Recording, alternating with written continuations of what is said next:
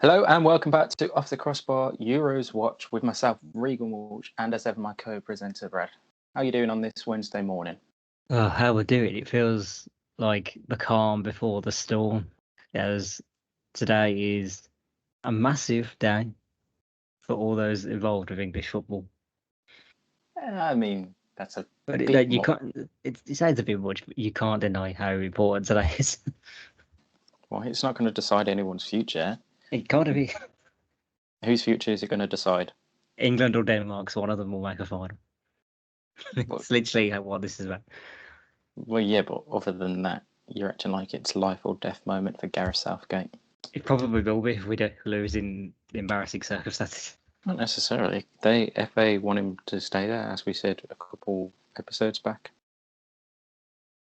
They want him to stay until at least the next Euros. But nobody's thinking about that. They're just thinking about here and now, and they want to see them win and make a final for a change. Yes, but before we get onto England, there actually was a semi-final that took place yesterday between Italy and Spain from Wembley Stadium. Yeah, it was alright, wasn't it? It was a really good game, absolutely class. It did turn out the way I kind of expected to dominate on possession, but on the counter-attack, Italy looked really lively throughout that game. My expectation was that it was going to be a very end-to-end fixture, but yet it didn't feel like that for the majority. Obviously, Spain dominated it. They had all the possession. But Yeah. it was almost that thing of possession, but didn't do a lot with it. Their final antics were terrible. Yeah, I mean, we said about that Mikel Oyarzabal shot. I mean, that was absolutely started. Yeah, just be front three. Because like he hasn't scored, we could joke on that. Like he's going to get enough of it, just. But yes. I thought he'd done enough to the pace, as he actually proved in this game. Yeah, I think it was a little strange to see him not starting, like you said. I don't know why Mikel Oyarzabal did start up top, because I don't think I've really. Does he do that for Sociedad, start up top, or is he usually out wide player? I think he plays with Isak. Yeah. Sociedad, so he has an actual striker to play with. Like he's more of a wide guy, but he's never been known as a finisher. I don't think. No, I don't think he's been known as. So what his finishing skills were like in this game. Well, yeah, I mean, that one shot, Jesus Christ, it was so wayward. I thought he was going to end up at White Hart Lane. It was that bad. Well, White Hart Lane doesn't exist anymore.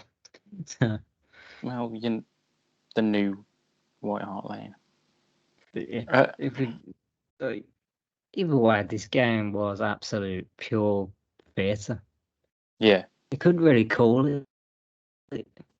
Yeah, I mean, throughout that whole 90 minutes, I was like, okay, this looks like Italy are going to win it from like one or two attacks they did. Then you think a couple minutes later, actually, no, Spain are going to win this if they can just get their finishing sorted out. Unfortunately, they couldn't do it too much. And then Federico Chiesa scores the opener on the hour mark for Italy with an absolute beautiful curling shot, and Unai Simon really couldn't do much about it.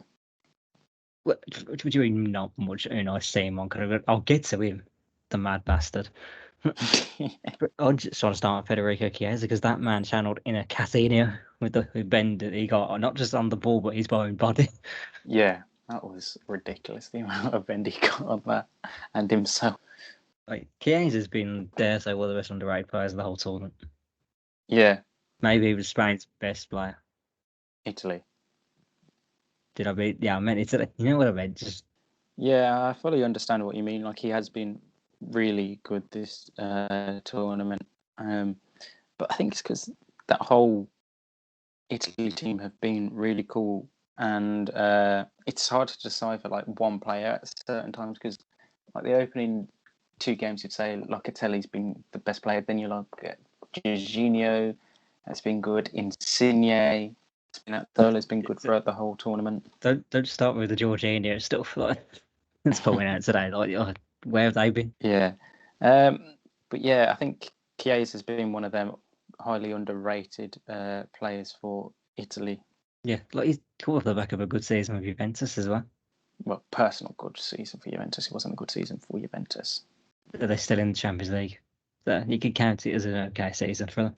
True. Then Spain equalised with 10 minutes to go. Alvaro Morata, after a lovely connection and build-up play for, what do you call it? That goal. It was really nice. What do you call it? That'll be a goal. That's what it's called. Just because it's Morata. He doesn't do it much. No, honestly, I was happy for that. I was like, if there's a guy that's going to get them back into it, please let it be him. Yeah. Because we love a joke and a laugh at his expense, but it's nice when it starts going right for him. Oh, 100% agree. And however, the end of the evening didn't go well for him, but we'll get onto that in a bit. We'll get. But like you said, we're getting on to Unai Simon, and we'll get onto him now. What was he doing in that game? I think he'd watched a Manuel Neuer compilation before the start of the game. Because he seemed to be coming out here, there, and blooming everywhere. But tell me if I'm wrong. Has he done this the whole tournament? Don't think so. This was the only game he's done this. Yeah. Was his tactic now? If I come out further, like the chances of me missing a pass and going in decrease because I should be able to reach the ball before it goes in. Yeah. I mean, Italy did have that one chance when Simon came flying out towards the Italian left wing, and then I don't know why they didn't shoot. I can't even think who it was now. It was quite early on in the game. There was about 6 Spanish defenders in front of him. Yeah, but because he pulled it back and tried to flick it onto his left foot, if he just struck that first time, he would have probably scored. Yeah, difficult in the moment when you're thinking about it. But yeah, bad that he came out because the ball didn't even reach the area. Yeah. Which is ridiculous. I had no idea what he was intending to do in that situation. But, well, provide a distraction. Yeah, definitely worked. Then extra time loomed after the Morata goal. If I still stick with Unai, because I have to criticise him on the goal. You say, there's not much he could do there. You don't think he saves that? If he actually, goes for it? No. I think he should be saving it. I don't think he could. Had so much bend on it from him. It wasn't like there was loads of space for it to shoot up. There was still space where he went to stick his hand out, just didn't do it. If he does, he probably gets a hand on it. Yeah, he might get a hand on it, but I still don't think the guy just refused to use his hands at a certain point in this game. Yeah, because there was another shot that all he did to say just bend down and take a knee. Yeah. And that's what you do in Sunday League when you're forced to go in goal, or a 5-a-side goals or something. Just I'm not diving for this. Yeah, definitely. I've done that many times in goals and Sunday League and all that. Extra time. Nothing to say about extra time. I was going to say extra time was really dull. No, Italians couldn't be asked, and Spain had nothing. Yeah. Penalty shootout itself. Well, before we start our penalties, actually, should we go for penalties first before we go on Giorgio Chiellini? Yes, because I'll go for the penalties. Chiellini deserves his own win at this point. Locatelli's first pen for Italy, poor. I think he was always, from the way he run up, I was like, he's not scoring this. He didn't seem confident in it. Yeah, just how the guy was looking everywhere else but the actual ball. Yeah, Danny Olmo sent his skyward. More like Danny, oh no. Jesus Christ, that was awful. Then Belotti, Gerard Moreno, Bonucci, Thiago Alcantara and Bernardeschi scored in succession to make it 3-2 to Italy. And then Alvaro Morata had his penalty kick saved by Donnarumma, which you knew which way he was going from the way he was doing his whole run up, from his body language. Like as soon as I saw him step up for it, like once the referee blew his whistle, I was like, he's not scoring this. He does not look confident at all. It just had to be Morata, didn't it? Mm. Just when he finally got himself on top of the pedestal, somebody went, nah, son, you get back down. Yeah. And then Jorginho scored the winner. Absolutely lovely penalty to send Italy through to the final after winning 41 penalties. Yeah. Scores a very good penalty, and now suddenly he's worth candidacy for the Ballon d'Or. Like, how does that work? There was some talk about that before the game What? yesterday. What? I mean, he's had a really... Have they forgotten that he actually hasn't had a great season for Chelsea, in retrospect? Like, the honours will speak for itself, yes, but actually watching him play, he's been one of their weaker ones. What, in Chelsea or Italy? Chelsea. Oh, yeah, he's been great for Italy. But, yeah, Chelsea fans would say, he's not been perfect for us. Maybe when Tuchel came in, he got back to ways a little bit. Yeah. But, you know, there was the odd times where he wasn't fully there for Chelsea. Ballon d'Or. Don't make me laugh. I mean, if Luka Modric won it that season, then anyone can win the Ballon d'Or. That's what I've learned nowadays. Oh, no one knows anymore. It's that one. Yeah. Chiellini. I mean, I can't tell you how many times I've watched the video of it now. that man knew something. Yeah. He was just mad bastard. Oh, 100%. He's like that crazy uncle. Yeah. The best word to describe it in that moment. Like, it was watching it back sometimes. My most recent one was just watching Jordi Alba's reaction, because at no point does Jordi Alba even laugh or react to anything that Chiellini's doing. He's just like, what the fuck is going on? Is this guy alright? Like, Alba's in the moment, and you got Chiellini just having a laugh with everyone. Yeah. And then, I don't know, I seen it this morning. I didn't realise it yesterday. When, after the penalty shootout, suddenly he goes to celebrate with the fans. There's a steward that looks like he's trying to get him back into the stands. That's Bonucci. That was Bonucci. Was it Bonucci? Yeah, that was Bonucci. I've seen. I'll get that. But Bonucci, in about the space of 2 minutes, was angry, despair, and I just loved the moment. He was so pissed when she first grabbed it. He was like, "Are you touching me?" And he just laughed and hugs her when it's all done. Yeah, absolutely. Crazy. Easy mistake to make. He only wears Bonucci 19 on the back of his shirt. Yeah. But yeah, this is absolutely great to see Italy through to the final, and still my favourites for the win. Well, yeah, we know that because you have no belief whatsoever. They've been the team of the tournament, and yes, they've been nice, but you gotta believe, man. Gotta believe. I do. I believe that Italy will win the tournament. You believe is in the wrong position. No. Honestly, if we do somehow win these Euros, I'm throwing this in your face like for forever. Fine by me. So, by the way, if you somehow don't celebrate in the chance that we did win, you are soulless. Nope. I'm not going to celebrate. Couldn't care less if England win or not. Oh, do you know what people do care? I feel this is important for you, and I think I figured it out. What? You're a Man United fan. You've seen it all.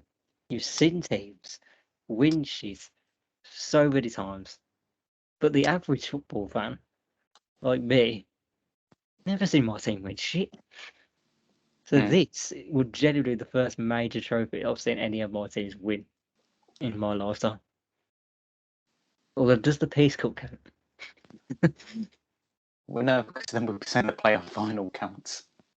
The playoff final was great, but it's the Euros, man. Euros. Right, on to today's game as England take on Denmark again from Wembley Stadium. There hasn't actually been any league team news so far. I think the rumour was that Saka probably comes back in. Yeah, that's the only thing I've seen. But as we could say with that, I can't say reward. I just said it. I was about to say, you literally just said it, you idiot. We are blessed with attacking talent that we could play pretty much anyone. They could even be Saka, would be fine. Could play Sancho there, that's all right. Play Jack Grealish. Oh, that'd be brilliant, wouldn't it? That's not gonna happen. But no, Exactly. either way, I still think we go in with a good team. Denmark won't be easy. Hmm. As I said, they're just playing with confidence. Yeah. I think I know I've said it a lot. I think, and you just pretty much reiterated it. It's going to be a close game, and we said in our predictions the other day. I said it would be England after extra time. But you've gone for England in the 90. So I don't know. At The closer we get the end of the day, they just need to go into this with no fear whatsoever. yeah, and You thought a weird face there, but I said that. no, because it wasn't what you said. It's just because well, I've just seen outside my window. That's all. I don't think anyone wants to know that. Yeah, it's not really that noteworthy, but yeah. Obviously, there's a lot of talk about Gareth Southgate getting redemption for what happened in '96 when he missed the penalty and England ultimately went out. I think that's going to be the whole talk of the whole day, and you're going to be hearing people saying Three Lions and it's coming home and all this malarkey. It's just, oh, shut up. Isn't it so glorious? But before we continue, I do have to give credit to some of the Italian fans yesterday. Yeah, With they deserve every. like that one, "It's coming Rome" was probably one of the greatest signs I've ever seen. What I've realised now is if we do win and play in the final and then lose to Italy, that the Italians might now just become our new celestial rivals instead of the Germans. Because they'll be singing "It's coming home," or they'll be singing "It's coming Rome," won't they? You just know they will. Football's coming to Rome. It's coming to Rome. It's coming Rome. It's coming. They will become the new celestial rivals. But yeah, it's going to be a really good game, and whoever gets to the final thoroughly deserves it. Both teams have been good this tournament, and yeah, I think we could be set up for a really good final on Sunday. Yeah, the chance Denmark win. Fair play. That's all I say, and we'll all be all Denmark. Trust me, just to piss you off, I'll go full Denmark. I'm still. I love an underdog. I'm still sticking with Italy. Right. You just hate underdogs.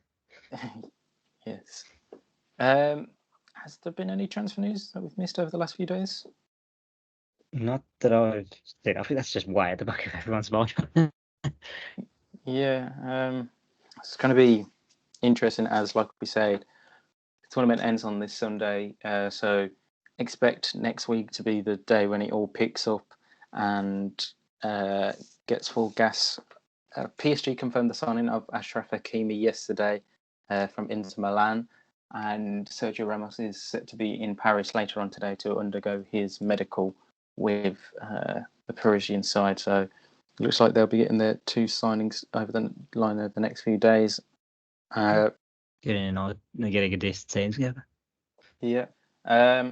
No big news out of any of the big English clubs in regards to signings. Obviously, there's still a lot of talk about Manchester United trying to sign Rafa Varane and Eduard Camavinga, but I think it's going to be a long, drawn-out one if they do try and sign both of them. Yeah, we'll be back tomorrow to review the England-Denmark final and have a look at anything else that's happening in and around the world of football. And we're not there yet. We also have the Copa America final set up as Brazil will play Argentina in the final after Argentina won 3-2 on penalties yesterday, thanks to 3 saves from Emiliano Martinez. My goalkeeper. I nearly called him Eduard Martinez then. I was like, that's not his name. Oh, the greatest steal in football history. Signing him. So Brazil, Argentina from the Maracanã this weekend, which is going to be an absolute thrilling game. And can Messi get his first international trophy? Who knows? By the end of this weekend, 3 Villa players will lift international trophies. Potentially. They will. I mean, that could also be said the same thing for Manchester United. But nobody cares about that. Right, make sure you like, comment, and subscribe, turn on post notifications so you never miss a post. Follow us on Twitter at OffTCPod for all updates during the England game and transfers from around the world of football. Until tomorrow, it's goodbye from me and goodbye from Brad. See ya. Believe until the end. That's all I'll say. And we'll see you soon.